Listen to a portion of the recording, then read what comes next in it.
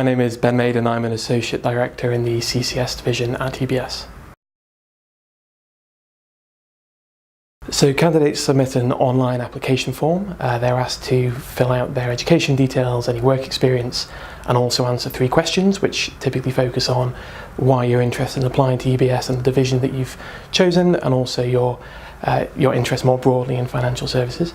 They're also then invited to do 2 online tests, so a numerical and a logical reasoning test. The application as a whole is then reviewed by us, the CCS bankers. It's not reviewed by HR. If they're successful, they're then invited through to a 20-minute telephone interview, again with us, the CCS bankers.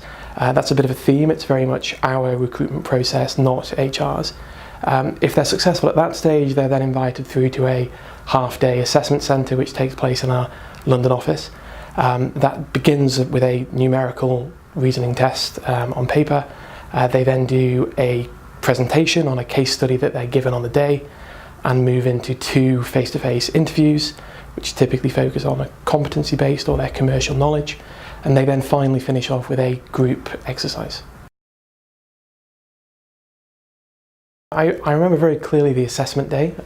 It was challenging, but in a positive way. I remember being struck by the calibre of the people who were interviewing me. I also took away that it was very much a team day. You're very much there not as an individual. The way that you interact with other team members is very important.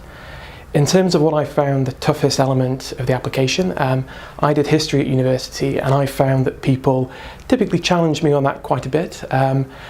There's a danger that you get quite defensive when people start to question your degree course, but actually what I learned through the process is that that's a very important part of testing me and of testing my interest. So I learnt to defend myself, to stand by the decision that I've made, and to point out the ways in which doing an arts degree like history gives you some extra strings to your bow that perhaps somebody who does pure finance doesn't have. I think when trying to prepare themselves, candidates should really think, try and answer the question, why should we hire you? I always think that there are 2 key elements to a successful candidate. The first is that they've very much done their research, that they have spent the time understanding UBS, understanding the division that they're going for. The second element of that is, they've thought very, very clearly about what it is that they want to get out of either the internship or the graduate training programme.